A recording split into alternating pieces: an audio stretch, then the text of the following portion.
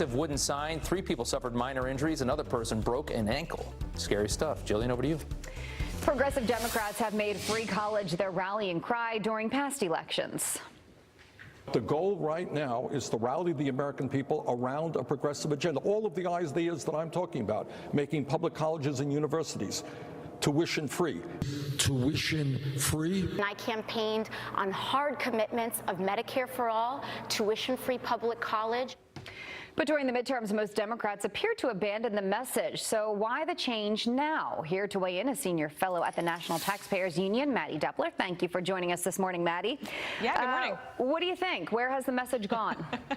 Well, Democrats are finally running up against that old adage, which is that you won't believe how expensive something is until it's free.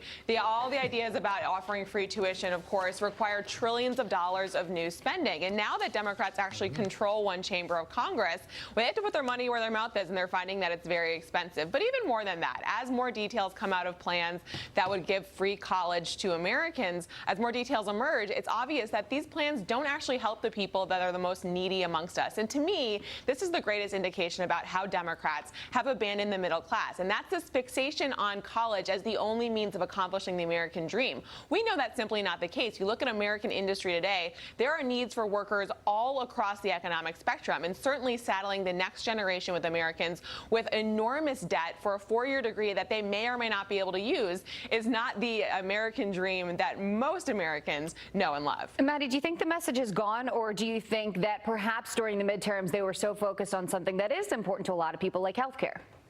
Well, I think we'll see. You know, the problem with Democrats is that they have a lot of rhetoric that is really appealing to young people, but young people don't necessarily vote. So when it comes to brass tacks of getting elected, Democrats tend to focus on themes that they think are more salient with the voting population. So it really depends moving forward if Democrats are able to mobilize young people in a way that is meaningful in elections. So far, they haven't been able to demonstrate that. So free college may fall by the wayside if that continues to be a problem for Democrats in elections. Let's talk about Bernie Sanders right now, because his new book is hitting shelves, and it's called Where We Go From Here, 2 Years in the Resistance. What do you think about this resistance platform in 2020? Is that going to work?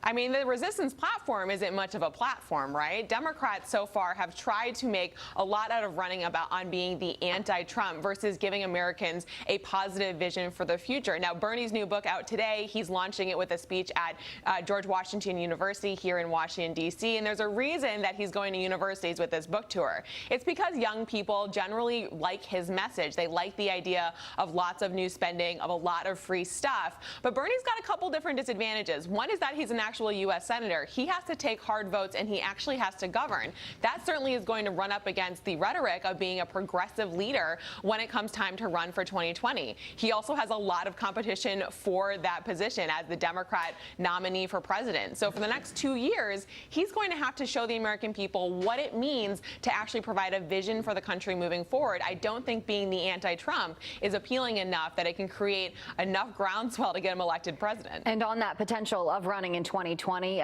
Bernie says, quote, "If it turns out that I am the best candidate to beat Donald Trump, then I will probably run." I mean, we're talking about Beto O'Rourke. You know, who knows how many other people's names are going to be thrown into the ring. Joe Biden, of course, is popular with a lot of people. What do you think about Bernie?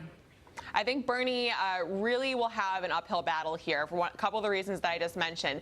Being a U.S. senator means you actually have to vote. You can't just run for president. So other candidates like Beto O'Rourke certainly have that advantage. They don't have to be in Washington having hard conversations and taking hard votes. They can spend the next 2 years campaigning. That Democrat bench is going to be very wide, and Bernie, of course, will be up against several other senators like Kamala Harris, Elizabeth Warren, very progressive leaders who have the benefit of not having as long a Senate tenure as Bernie Sanders does. He's got a lot of votes on record that may, in the end, come up to bite him if progressives are looking for someone to really carry that flag. Well, time will certainly tell, and we will be on top of it. Mattie, thank you for your time. Thank you. It is 6 minutes until the top of the hour. A former teacher and his brother admit to